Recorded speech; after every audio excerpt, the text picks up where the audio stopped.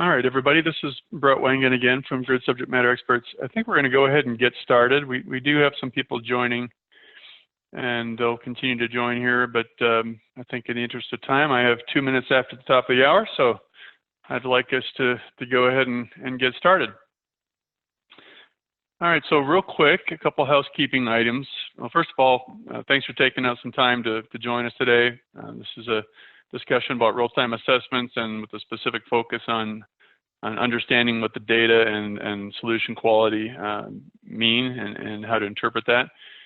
A couple housekeeping items. The webinar is being recorded, and it will be made available and sent out when we're done with the webinar, probably sometime towards the end of this week. I will be taking some questions, and we're expecting a fairly good sized audience, so probably going to be taking all those questions using the Q&A feature. And so you should be able to see a Q&A option in my screen. It's at the top, the little drop down Zoom box that comes down, and there's a Q&A where you can type in any questions that you might have, and I'll attempt to address those during the presentation. We do have a few polls that we'll be putting out just to better understand the audience and make sure we're hitting the mark. So if we can just encourage you to respond to those polls if it's applicable to your entity. There may be different folks that might not be applicable, but we'll get into that. And also, if you do have other comments or questions after the fact, feel free to send those to me, and especially if there's some best practices out there that you'd like to send, I'd like to include that in some of the write-up and materials that we provide afterwards, so feel free to send that by email. All right, so real briefly, a little bit about myself. I've been with Grid Subject Matter Experts for almost a year, working on that, about 10 months at this point.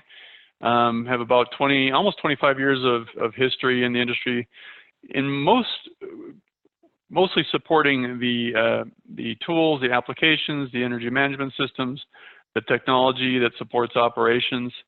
And I've kind of ranged from the EMS vendor, where I was working with the advanced applications, to Midwest ISO, and then WEC/peak reliability for about the last decade. So a lot of experience in the space, and I've found that these types of discussions are generally fruitful.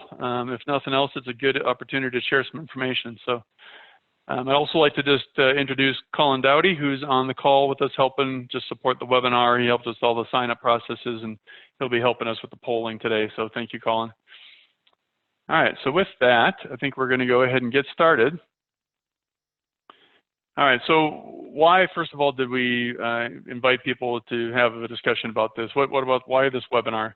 And really, we have found that this is a good forum for having open discussions, sharing of practices around real-time assessments. There's been a lot of value in these types of discussions in the past, so we felt it would be useful to carry it forward. And then want to share examples.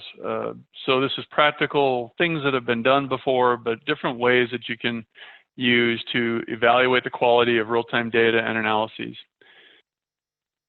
We want to discuss ways to include data analysis checks into operating procedures. So these are things that your operators are looking at in terms of when do I take action, at what threshold do I take action, who do I call for those actions.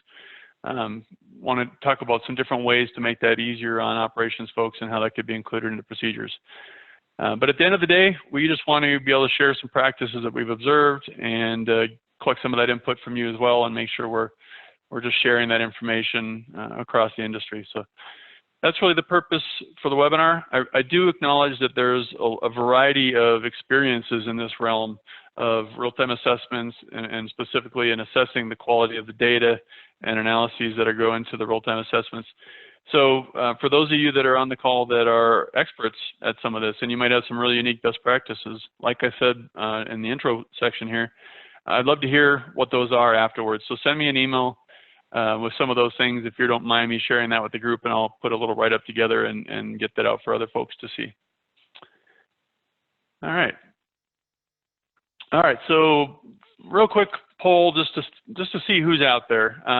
So simple poll, select all that apply for your organization. What are your functions, if you will, that you are performing? So Colin, I'll go ahead and turn it over to you to get the poll going. I see it going already. So.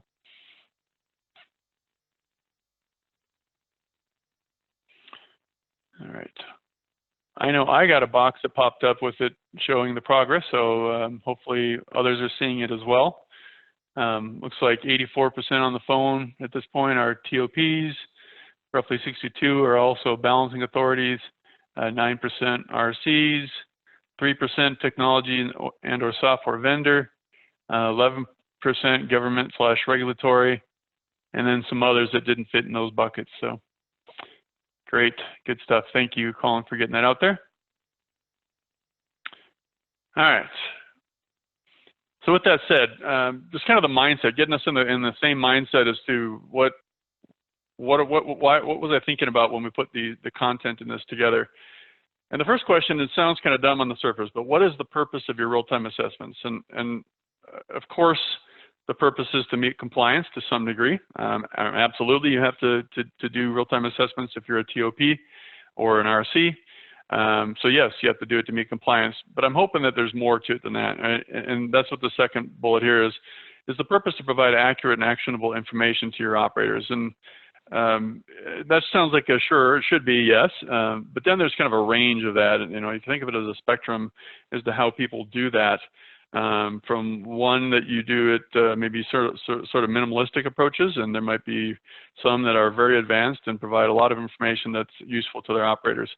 So we're going to kind of explore that range today, but hopefully you're in that range somewhere.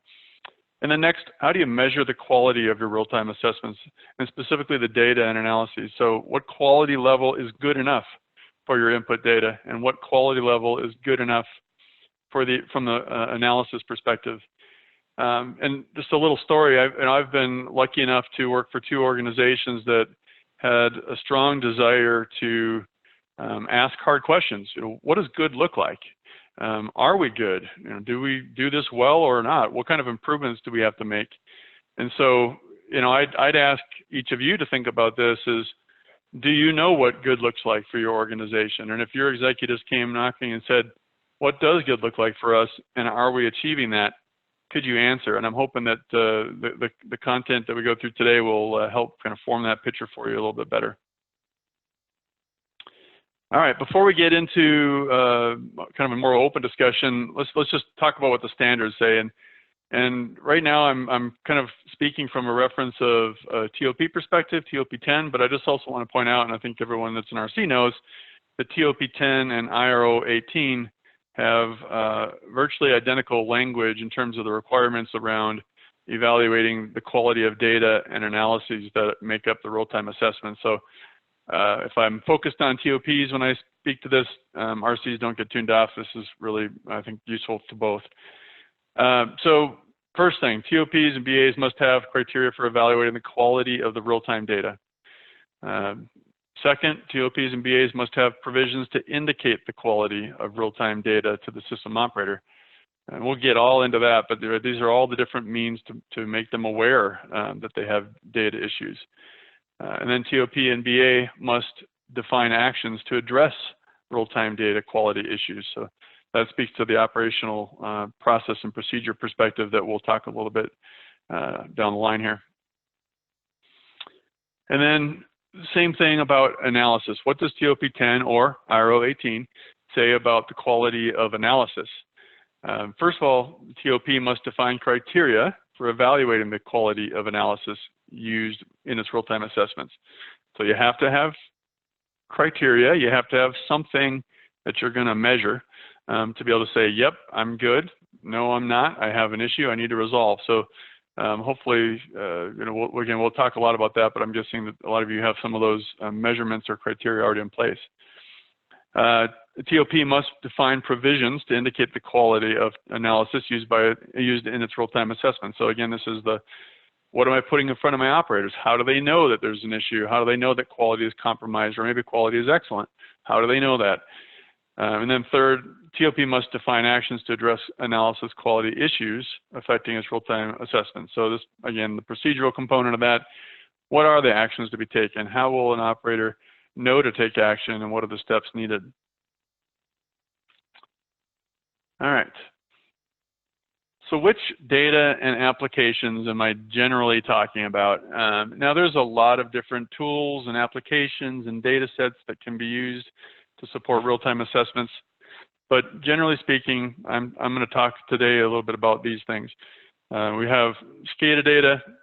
We have, of course, SCADA data being a key driver of many things, whether it be real-time visualization, alarming, line outage distribution factor tools, and then, of course, it's a critical input to state estimator in terms of driving the estimation of the estimated state of the system.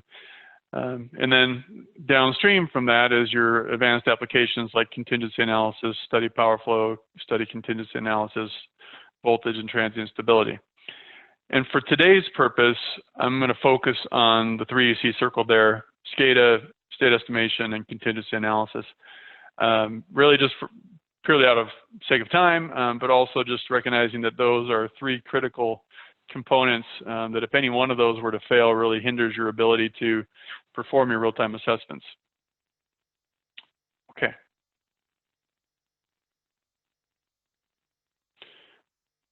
All right.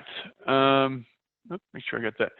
All right, so before we get too far, I want to throw out another poll, and this one warrants a little bit of discussion before you answer the poll. So I see that the poll is out there, but just hang tight for a second while I explain myself, because I got a little wordy here.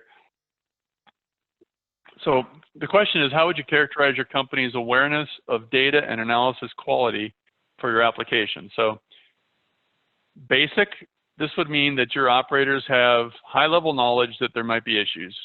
You might get a SCADA failure alarm or notification. You might get a notification that a tool is not available. Your state estimator is not available. These are kind of binary in nature in terms of your awareness that there are issues and the types of issues that you're facing. So I characterize that as basic. The next one is medium. Operators alarmed on specific SCADA or ICCP failures. So this might mean that you're getting a little more granular. Maybe you're getting substation level alarms. Maybe you're getting an ICCP link has failed for one of your external areas, things like that. You're getting more detailed awareness of tool issues, such as you understand that it's a non-converged state estimator or RTCA base case, or you understand that you have a large amount of bus mismatch, which is creating too much error in your state estimator solution. So you've got the next level down, if you will, in terms of the type of details that may be needed for your operators. And then the last one is advanced, and this is more details, right? Operators have visualization and alarming that quickly notifies operators of real-time data failures. So think about not just alarming, you've got overview displays, you know all of the points turn a certain color, and you can visualize that right away. A lot more detail so you know the extent of your failures. You also might know the extent of the mismatches and where they are in your state estimator, or that, you know what, maybe it's solving and it's solving within my mismatch thresholds, but maybe I have a big topology error in there that's creating a bunch of residuals, and that's creating some error or quality issues. So again, the advanced is a much more in-depth look at the data. So all right, I'll pause and let you respond to the poll, then hopefully that helps understand what I was getting at.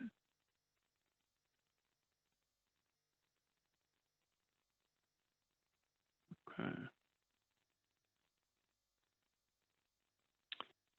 All right, it looks like we've got most of the polling has sort of levelized out.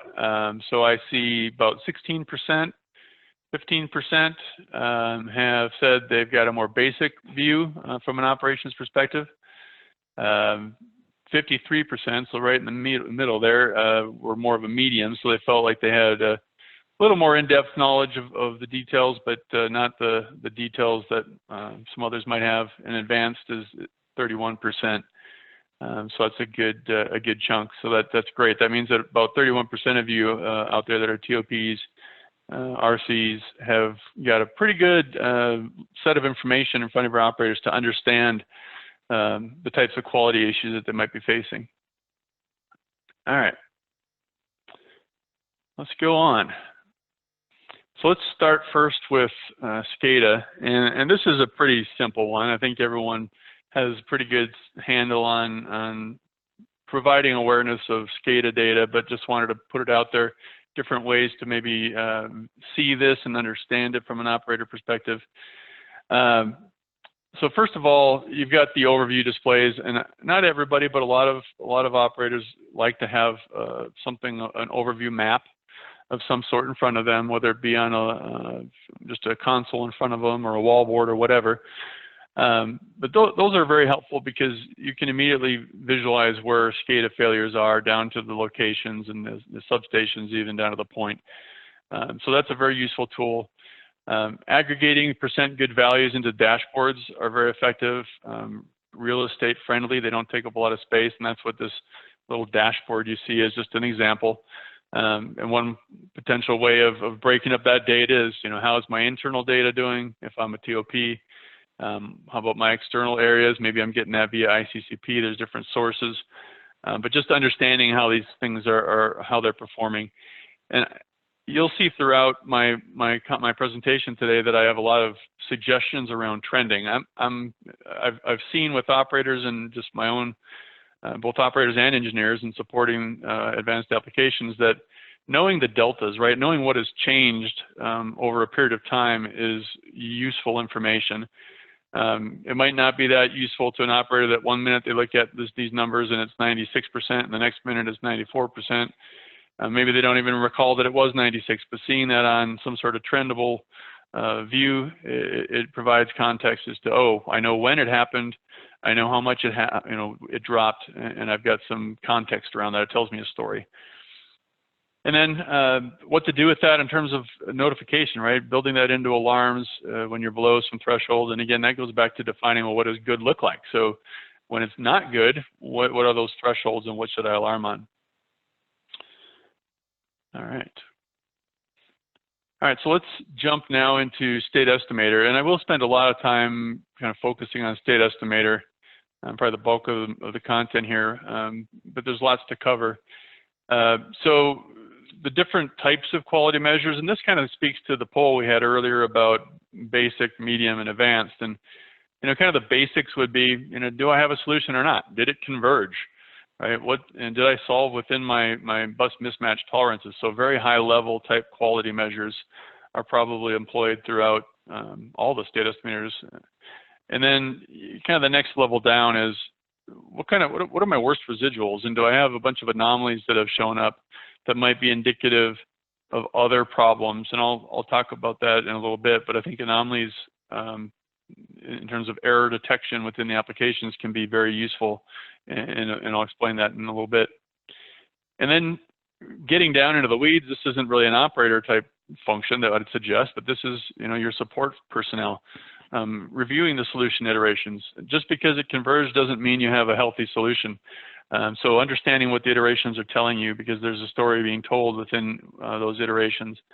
And then the cost function. So the cost function is simply it's a summation of the weighted residuals. So all those errors on all those measured versus estimated quantities roll up into a number, and that's useful internally, and certainly for your support teams to kind of monitor, how well are we doing over time.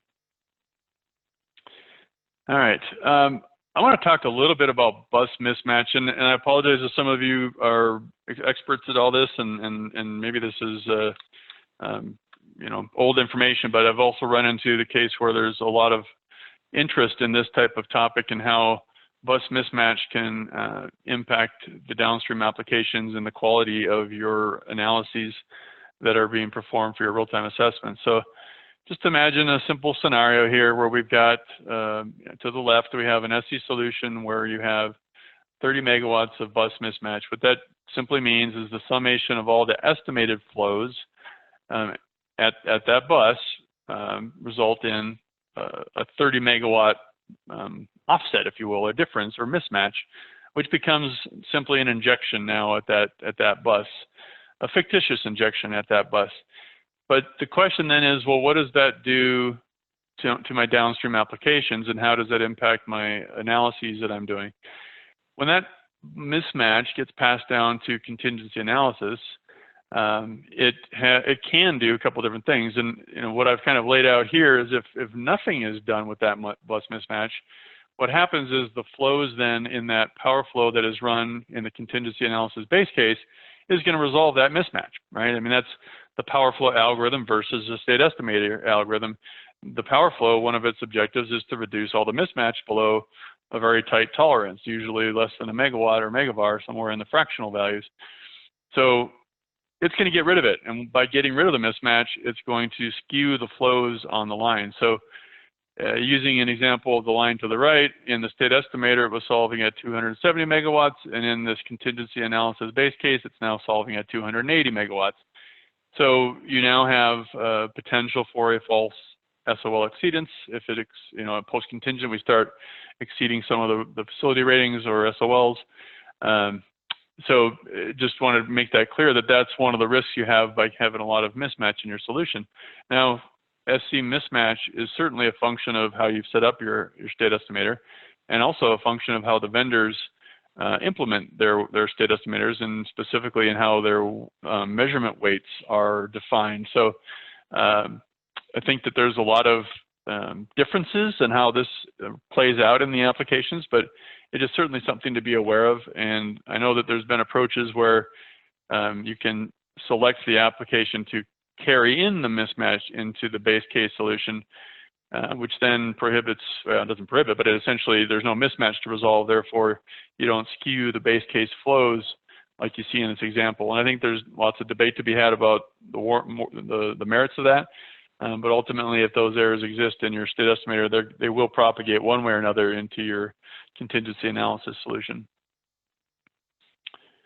All right, looking at residuals, these are just the measured values minus the estimated values. And this is really, when you start to look under the hood, right? I mean, I've heard some entities say that, their key metrics are, did it solve, did it converge? And then as time permits, there's more of a deeper assessment of the quality of the analyses by looking at these residuals. So what I would recommend is making sure that there's a way to extract that data and to make it available for either an operator to have awareness of, not that they need to go fix it, because that's not their job, not in most shops anyways, but just awareness, right? I think that's the key thing, so that they know where the error exists and that they may or may not have to call out for some support to address some of the errors that they're seeing. All right. Error detection or anomaly detection, it goes by a couple different names. I've been asked about this before, and what do you think about setting up the anomaly detection and the value of that? And I think personally, again, our webinar today is all about understanding the quality of your analyses, or in this case, the quality of your state estimator results. So anomaly detection is great, especially if you have a well-tuned state estimator and you have very strong solution quality, because then it will actually do what it's supposed to do, which is it's supposed to find bad measurements that are maybe mapped to the wrong node, they're not in the right place in the model, maybe an RTU has gone bad at a substation, or there's some maintenance going on and these values are just wonky, they're no good. That's what anomaly detection is supposed to do. But what I have often seen is that anomaly detection is actually really good at identifying topology errors. Because what it ends up doing is when you have, say, a bad breaker status, or a breaker in your model is unmeasured perhaps, and it is open but it should be closed, or vice versa, these types of topology errors manifest themselves into anomaly errors into measurement errors and are deemed anomalous because they don't fit with the overall model and state estimator results. So that's sort of a bad side of anomaly detection, if it starts throwing out all of your good measurements because you have some other underlying issue. But as I'll talk about in a minute, the number of anomalies that you have in your solution as they change, so again, back to that delta and that concept of trending this, can be very, very useful, because again, like I said, it does point out other problems. And then one other point, using the last good SCADA value, if it has turned suspect, can really support your state estimator quality for a while. Rather than, for example, if you lose a substation, or maybe you lose an ICCP link, if those values that are now suddenly suspect are suddenly not available to your state estimator, depending on the importance of those measurements and the quantity of them, it could drastically impact the quality of your solution. All right, real quick, I won't spend much time on this, but the state estimator cost, I mentioned this before, is sort of an aggregate view of the residuals within your state estimator. So that's a good value for, say, an engineering team or an IT applications team to monitor, but maybe not an operational value that's useful. And then, like I think I mentioned as well, the state estimator and RTCA solution iterations are very useful, especially the RTCA iterations. I mean, you're going to see voltage regulation issues in there. You're going to see model issues in there. You're going to see that you know, specific buses may converge very well over time, but maybe it's taken a lot more iterations at a bus, and that might be indicative of a impedance or topology issue. And then I'm guessing most of you that have implemented tap estimation in your state estimator have probably over time ran into issues with that, and you can see some of those issues play out in the iteration summaries. Okay, so let's talk a little bit about some ways that you can actually quantify how good is my state estimator. So I've got something here that I call the State Estimator Quality Index. And really what this is a way to, like I said, it's a way to kind of aggregate your overall solution quality and put a number to it. So you can start to understand, what's good, what's bad, where am I right now? So let's just talk about these different components. So I mentioned this before, anomalous measurements in your solution oftentimes are indicative of other problems, not necessarily just that the measured value is bad. So having that as an input into an index can be very, very telling of issues that are in your model or in your topology or just in the overall solution that you have. This is the residuals again, so branch residuals, looking at the top N, and N may be all, and that's okay too. You can, but looking at a subset or all of the residuals in your solution and putting a weight to that, and that can then drive a piece of this that says, you know what, I have a lot of measurement residual right now, or you know what, my state estimator is running very clean right now and I have very little. So that again is a good strong component to measure your quality. Same concept for units. Generally, units I've seen have not had nearly the residuals that you see on branches, but they still can, and that is very indicative of some downstream problem, maybe a topology issue or something else. But again, this is one of the components. And then bus mismatch, looking at your mismatches across your model and understanding how that's contributing to the overall health. And note for each one of these, I have a weight, and this is not to be confused by a measurement weight in a state estimator, but the idea being here that you can kind of create a score that makes sense for your organization. So 100 would be a perfect score. I have no error anywhere in my state estimator, and that's generally, well, not generally, that's never going to happen. And when you add in these different components, you now can have a score. And maybe a score is 30 or 40 or 50. And you can tune it based on the weights and how you want different components to kind of impact that score.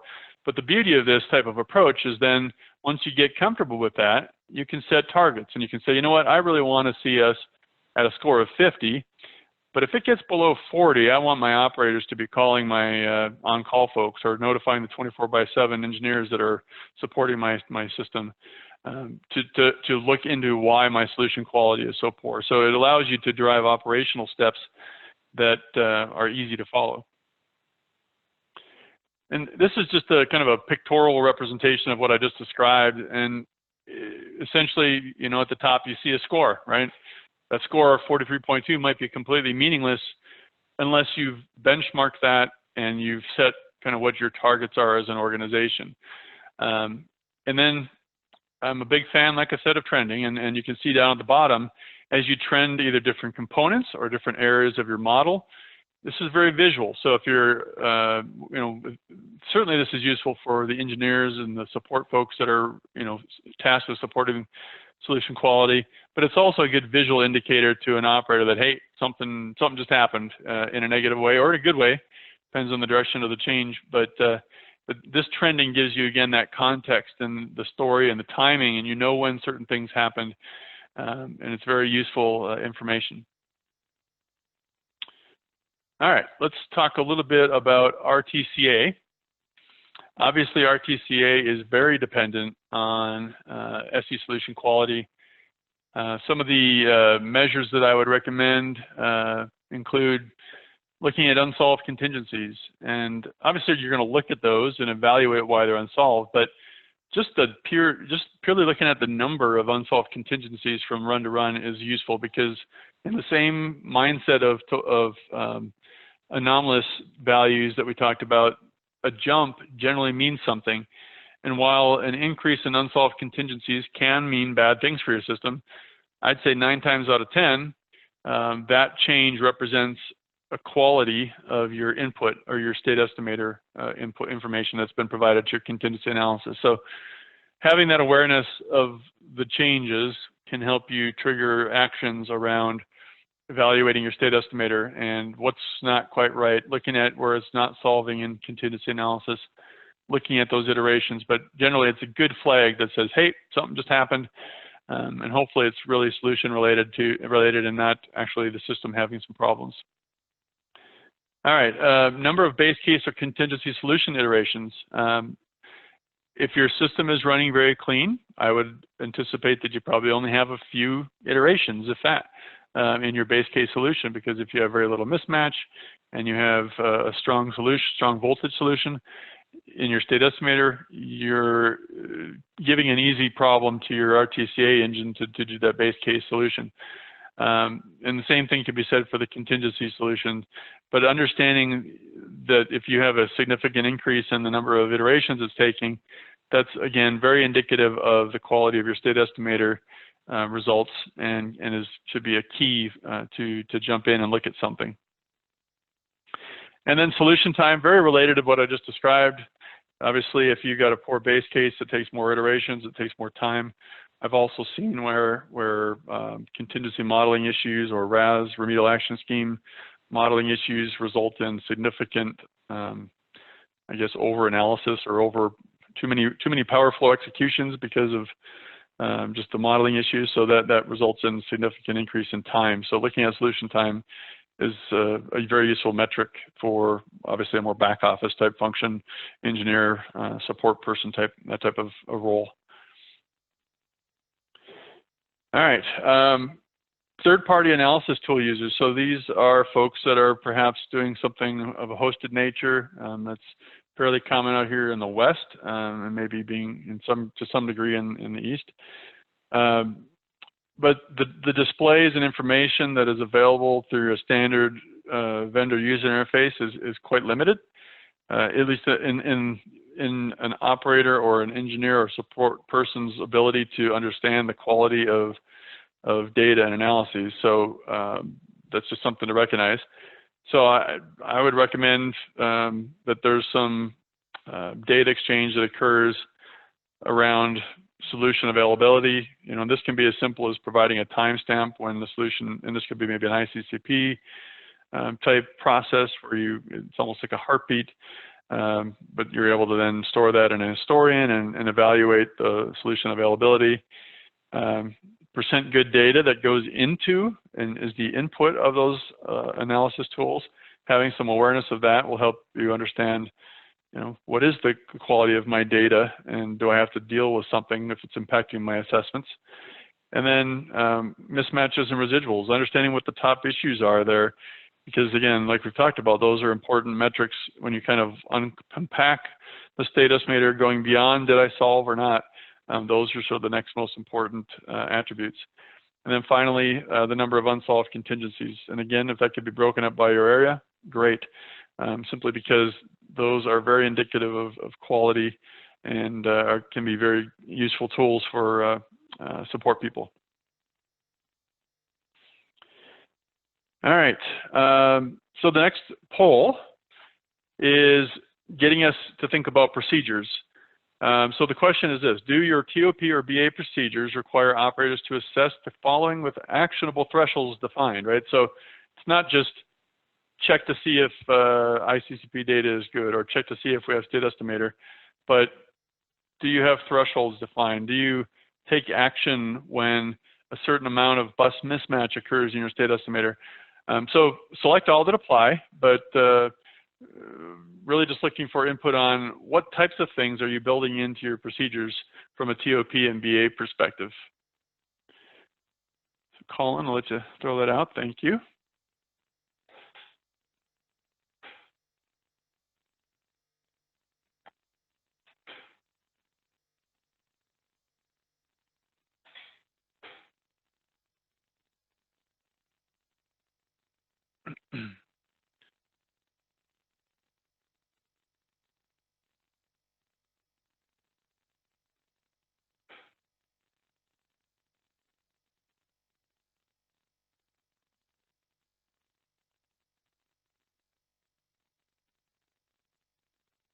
Okay. So it looks like we're starting to settle out a little bit. Roughly 33%, 30% are defining actionable thresholds for taking action in their procedures. A small percent are doing it when they have ICCP issues for their external areas, and it could very well be the RCs on our call who rely heavily on ICCP data. State estimator convergence, yes or no, so it's sort of a black and white type thing. Say 36% are including actionable, well, the threshold really on that one is did it solve or not, but having action to be taken on that. And then bus mismatch, a far more detailed thing, only 6%. And then let's say pre-contingency accuracy, looking at the RTCA pre-contingent solution and validating that, only a small percent, 3% are seeing that. So, okay, that's very helpful. All right. Now, let's talk a little bit more about an operating procedure. So really the question is, how do operators know overall application solution quality? How do they know the quality of their analysis that go into their real-time assessments? Do they understand the inputs and the data quality that are being input into those applications? And do they know that they have recent enough solutions, which we all should know that 30 minutes is sort of that bogey in terms of real-time assessments timeframes. So often I've seen this type of approach where you've got more of a black box approach where from an operator perspective, they know that there's a model and some analysis taking place, and they get a output of information, whether it be SOL exceedances, post contingent, you name it, they get output. But they're not necessarily aware of the underlying issues that might be impactful to that output that they're now trying to understand and potentially take action with. So I'm not a fan of that approach. And obviously, you know, I've worked in operational environments long enough to know that you can't inundate operators with unuseful information. It has to be useful information. So I'm not advocating just dumping a bunch of information, but I am advocating more of an approach like this, which is, you know, the same kind of top line there. You have your data and models and your analysis tools, and that results to operator information for them to take action. But what kind of information can be made available at a very high level so that they can understand the quality of their internal data, SCADA data, the external ICCP data that might impact the quality of their analyses, the overall quality of the state estimator and where they might be facing issues that might need some attention, and RTCA quality issues and measures in terms of understanding what's happening with the quality of my solution. So I'm a big fan of pulling some things into dashboards and making more information available, until building some alarming around that, and creating call-outs even to support staff, or making sure the 24/7 support for those that have it is available.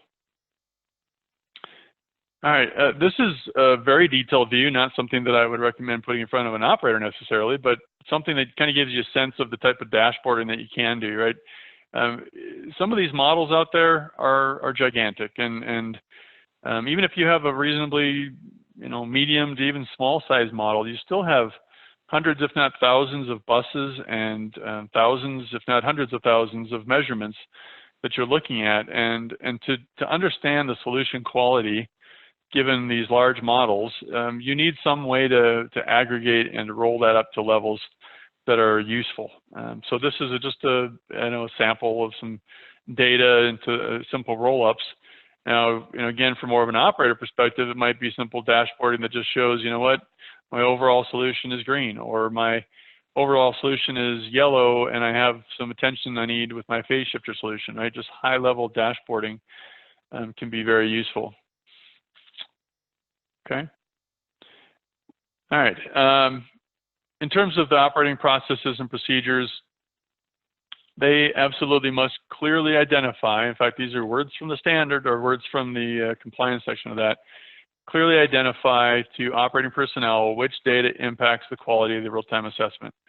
So it can't be vague. Can't just say, what, when you see bad data, do something. It's got to be specific as to what data we're talking about and what data has action to be taken. Build alarms and take action on failure of data and analysis tools. So certainly the overall failure of any of that is critical. But like I've talked about, when you take a look under the hood, there's other components that would be very useful to have better awareness of the quality of the data and the analyses that are being taken, or that are taking place. I've talked about dashboards. Dashboards are only effective if you have thresholds. So you need thresholds. So again, it goes back to my earlier comments. What's good? What represents good for your organization and for the quality that you're expecting from your tools and your data? And then a good practice to get into, and I think this is done in multiple places that I've observed, do a sanity check. Verify that your pre-contingency solution, meaning that base case RTCA power flow algorithm, is solving consistently with what you see actually happening right now in your state estimator and your SCADA values. It's a good reasonability check. It's a good practice before any action might be taken with post-contingent data on the same equipment. Okay. All right. Oops. So don't be distracted yet by the Dilbert cartoon. We'll talk to that. But ultimately, I'm a real fan of building a metrics program, something that is maybe not a daily, but maybe certainly a weekly, certainly a monthly, periodic assessment of how we're doing. So absolutely, the metrics have to be meaningful. They have to be meaningful to your company, to your teams, to your operations people. They have to mean something that you can then say, hey, you know what, I didn't do well on this day, week, month, whatever. I need to go back and look and understand why. So you have to answer what went well and what did not, and that's important for these metrics. These metrics should be shared on a regular basis with teams that are involved in the overall business side or operations side. So that might mean applications or IT people.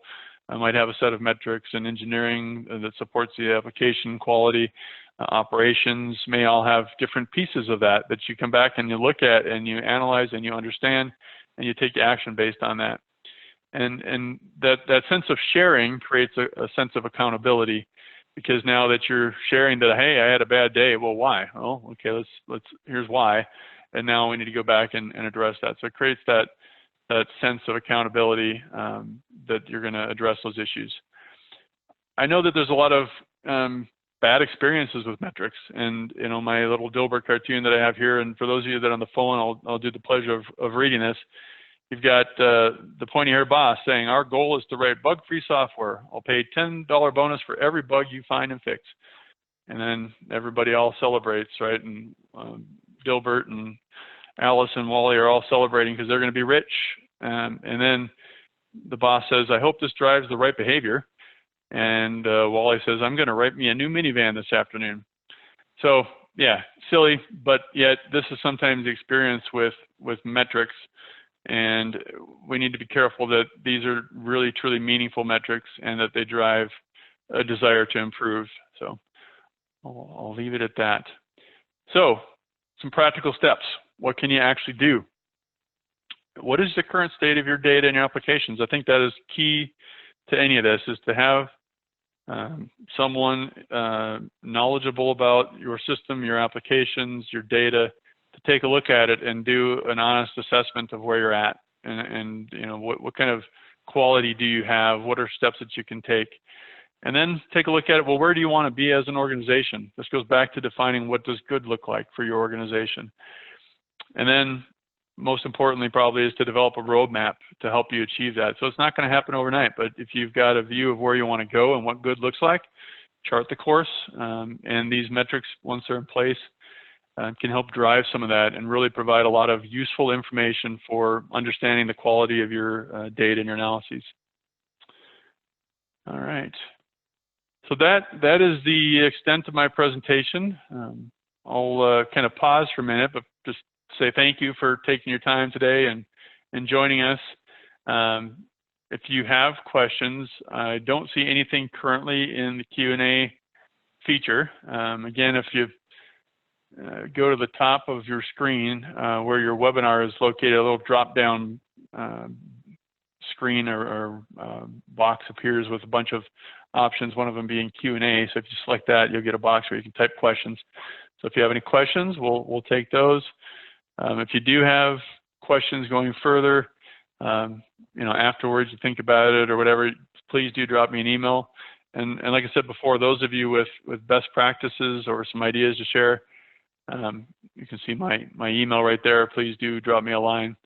While we take a minute to wait, I'll just kind of point out, you know, some of you may not have heard about Grid Subject Matter Experts or GridSME in the past.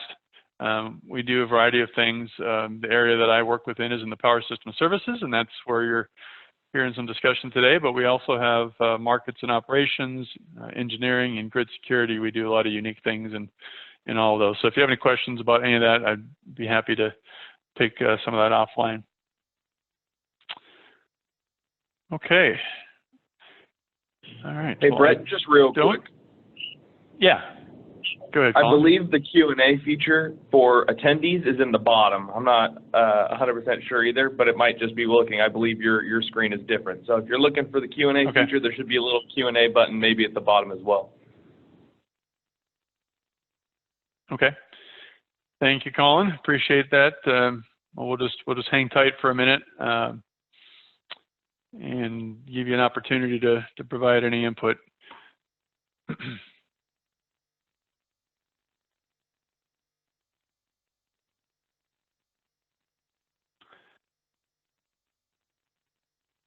Like I said, we'll package up the poll results and any additional feedback I get afterwards and try to put that all together.